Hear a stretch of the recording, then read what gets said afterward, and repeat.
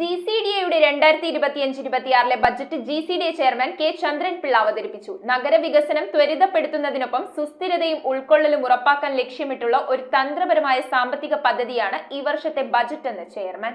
GCD രൂപം കൊണ്ടിട്ട് 50 സുവർണവർഷങ്ങൾ പൂർത്തിയാക്കുന്ന വർഷം കൂടിയാണ്.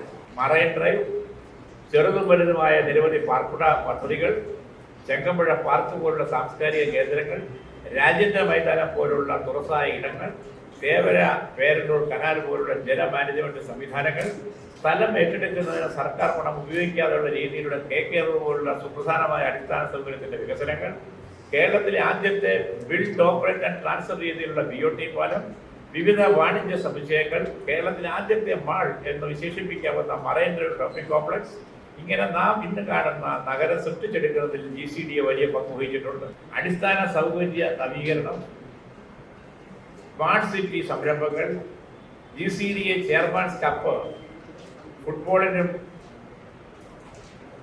ക്രിക്കറ്റിനും, അത് ഇതിന്റെ പരിധിയിൽ വരുന്ന പഞ്ചായത്തുകളും മുനിസിപ്പാലിറ്റികളും കൂടി അടങ്ങുന്നതായിരിക്കും.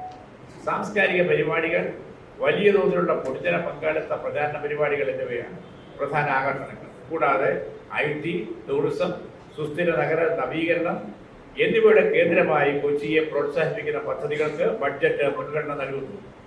തന്ത്രപരമായ നിക്ഷേപങ്ങളിലൂടെയും ഉൾക്കൊള്ളുന്ന ആസൂത്രണത്തിലൂടെയും നഗരവികസനത്തിൽ പൗരന്മാർ സജീവ പങ്കാളികളായി തുടരുന്നുവെന്ന് ഉറപ്പാക്കുന്നതിനൊപ്പം സന്തുലിത നഗര വളർച്ചയ്ക്കുള്ള പ്രതിബദ്ധത ശക്തിപ്പെടുത്താനും GCDA ലക്ഷ്യമിടുന്നു.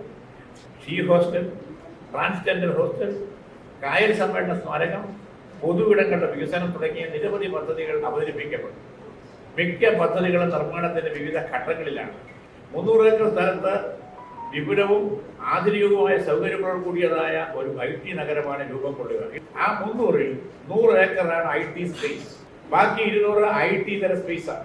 ഏറ്റവും മോഡേണിറ്റിയുള്ള ആധുനിക കാലത്ത് ലോകോത്തര നിലവാരമുള്ള റെസിഡൻഷ്യൽ പ്ലോട്ടുകൾ, അതെല്ലാം സാമ്പത്തികമായി നിൽക്കുന്ന എല്ലാ ശ്രേണികളെയും ഉൾക്കൊള്ളുന്ന വിധത്തിൽ വരും. വലിയ 7 സ്റ്റാർ ഹോട്ടലുകളുണ്ടാവും, ഇന്റർനാഷണൽസ്, ഒരുപാട് ഹോട്ടൽ പരമ്പര സമുച്ചയങ്ങളുണ്ടാവും.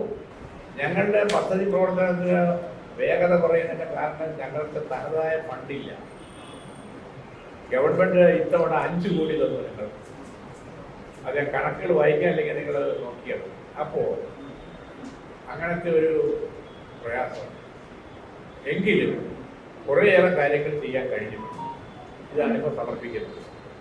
കേരള ഗവൺമെന്റ് 3 കേരളത്തിലെ പ്രധാന നഗരങ്ങൾക്ക് 100 കോടി രൂപ വീതം 300 കോടി 3 കൊല്ലം കൊണ്ട് തരുന്ന വിധത്തിൽ ഒരു ബ്യൂട്ടിഫിക്കേഷൻ സ്കീം ഉണ്ടാക്കി.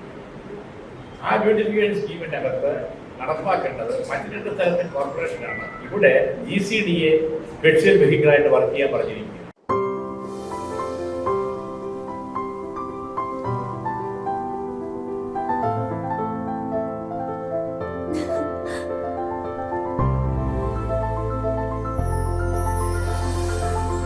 കളങ്കമില്ലാത്ത സൗഹൃദം പോലെ കലർപ്പില്ലാത്ത വിശ്വാസം.